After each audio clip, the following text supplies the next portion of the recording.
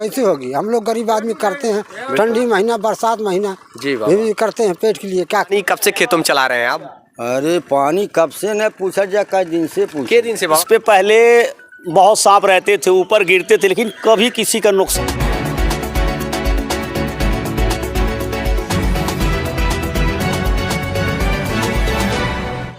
बखीरा ताल के बीचों बीच यहाँ पर स्थान एक ऐसा है, बौधरा बाबा के नाम से जाने जाने वाले मशहूर बाबा जी का स्थान।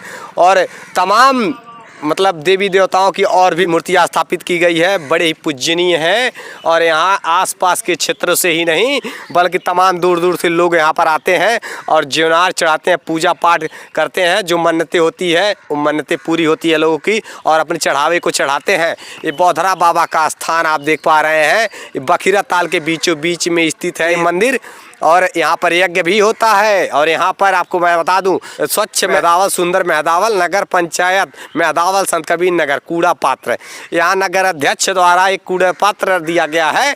और कूड़ा पात्र का इस्तेमाल लोग न करते हुए, यहाँ कूड़ेदान का इस्तेमाल लोग न करते हुए किसानों की फसलों को बर्बाद करने में लगे हुए हैं। पत्तल को इधर उधर फेंक देते हैं, गैर जिम्मेदारी वाले कार्य करते हैं। पत्तल किस प्रकार से खेतों में जाकर के बिखरे पड़े हुए हैं, किसानों को फसल नुकसान होते बर्बाद होते नजर आ रहे हैं। ये जो पत्तल है ये फाइबर है, प्लास्टिक है, प्लास्टिक कभी सड़ता गलता नहीं है, आप लोग भी जानते हैं। और एक कूड़ा करकट आखिरकार लोग फैला रहे हैं, गैर जिम्मेदारी का परिचय दे रहे हैं। अपने आप खुद हम लोग को जिम्मेदार बनना पड़ेगा। जिस प्रकार से सरकार के वादे हैं, स्वच्छ भारत मिशन, भारत को स्वच्छ बनाने में सरकार पूरा जोर शोर से लगी हुई है। और ये भारत हमारा स्वच्छ तभी होगा, हमारा राज्य स्वच्छ तभी होगा जब हम सब मिलकर के साथ देंगे और मिलकर के एक दूसरे का हाथ बटाएंगे, स्वच्छता में सहभागिता दिखाएंगे, तभी भारत स्वच्छ बनेगा, अपना प्रदेश स्वच्छ बनेगा, जिला गांव स्वच्छ होगा। यहाँ पर जैसे कि हम यज्ञशाला आपको दिखा दे रहे हैं और एक भैया जी हैं जो इस मंदिर पर मिले हुए हैं। आइए मैं जानता हूँ उनसे। आपका परिचय भैया? जी सर, गोरख यादव। कहाँ के रहने वाले हैं आप? मूल निवासी जमघरा। जमघरा के रहने वाले हैं। और यहाँ से करीब 4-5 किलोमीटर तो होगा ही सर, यहाँ से 8 किलोमीटर 8 किलोमीटर की दूरी पर। और यहाँ पर बीच मंदिर है। बौधरा बाबा के बारे में हम चाहेंगे आप कुछ कहें। जैसे बौधरा बाबा की बहुत ही खासियत है। और हम लोग बचपन में आज 15-20 साल पहले जब जमघरा से भैंस चराने आते थे तो यहाँ विकास कुछ नहीं था। ना आने जाने की रोड था, ना कोई सुविधा था। तो 15-20 साल के बाद देख लीजिए यहाँ सुधार कितना हो चुका है। और हमारे यहाँ के जो पुजारी महात्मा जी हैं, किशोर दास, सोनबरसा मेहदावल के रहने वाले हैं। और जो भी यहाँ विकास कराए हैं, सुभाष प्रधान जी हरपुर, उसके बाद अनिल तिवारी नाम के बाबा हैं घूरापाली के, उनके देख रेख में हमारे जो विधायक जी प्रतिनिधि इस समय हैं, उनके देख रेख में बहुत काम बौधरा बाबा के नाम से बहुत उन्होंने किया है। हाँ, अभी भी मतलब लाइट की व्यवस्था तो नहीं, लेकिन सोलर पैनल लगा दिए। हाँ, पर प्रधान माध्यम से और जो घूरापाली के बाबा हैं उन्हीं के माध्यम से ज़्यादा वो जोर किए हैं। उसके बाद प्रधान के माध्यम से आए जो ब्लॉक प्रमुख हैं, मतलब विकास बहुत हुआ है यहाँ। विकास का कार्य हुआ हाँ, है। विकास का कार्य हुआ है। अब ये देखिए, मतलब 9 किलोमीटर चारों तरफ बाबा की दूरी है। अच्छा, मेहदावल 9 किलोमीटर है। हाँ।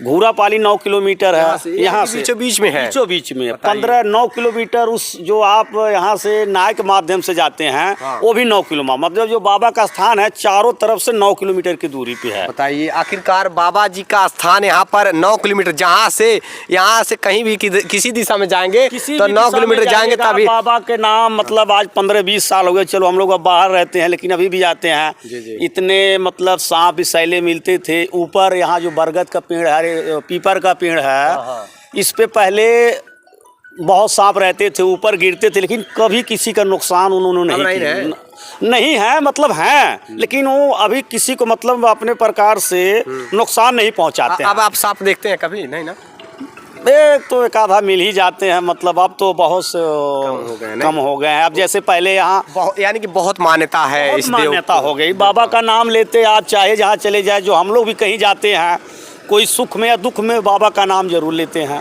तो हाँ, तो यहाँ देखिए हिंदू धर्म की आस्था के अनुरूप यहाँ पर एक नीम का पेड़ है, बाबा जी का स्थान है और लोग तमाम दूर दूर से लोग आते हैं। किसान है जो पानी चलाने का कार्य कर रहे हैं, दूर दूर से अन्य गांव से भी आए। बाबा जैसे देख पा रहे हैं नीचे से ऊपर तक किस प्रकार से मिट्टी में सने हुए हैं किसान है।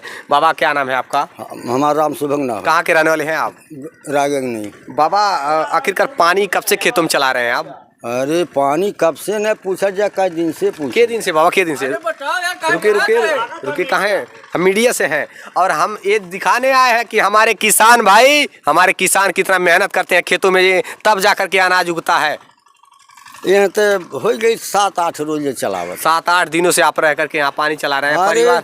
परिवार में जाते हैं आप? नहीं बाबू, यही बात कहाँ जाते हैं। 8 दिनों से परिवार का त्याग करके बाबा लगातार 8-9 दिनों से परिवार का त्याग कर बाबा लगातार यहाँ रह करके पानी चलाने का खेतों में कार्य कर रहे हैं। ये है यहाँ के किसानों की स्थिति मैं दिखा दे रहा हूँ, जो आज सबके घरों में रोटियों की व्यवस्था, चावल की व्यवस्था हो जाती है, किराने स्टोर पर जाकर दुकानों पर मिल जाते हैं चावल गेहूँ।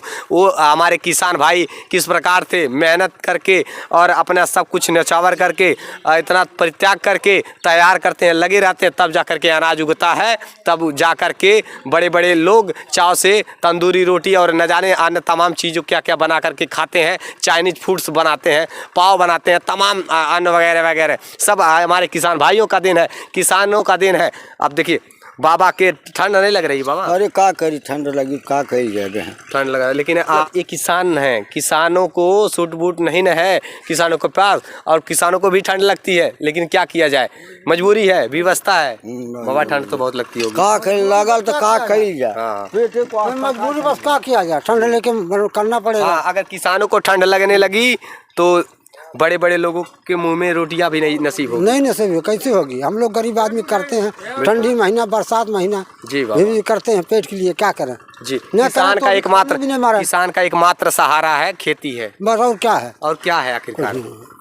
देखिए यही हमारे किसान की स्थिति है, जो अनाज उगाते हैं हमारे किसान भाई। इन किसानों के लिए भी सरकार की व्यवस्थाएं करनी चाहिए, जिससे कि हमारे किसान भाई दर दर की ठोकरें ना खाए। कई जगहों पर तो ऐसा होता है कि अनाज बड़े ही कम दामों में बिकते हैं और किसानों को कई बार तो मौसम की वजह से मार खा जाना पड़ता है। कई जगहों पर आंधी तूफान, प्राकृतिक आपदाओं में भी किसानों को झेलना पड़ता है। हर तरफ से किसान ही परेशान होते हैं और सरकार को भी किसानों के लिए भी व्यवस्थाएं करनी चाहिए। और देखते रहिए SK News 24, सच्चाई की जीत। जय हिंद।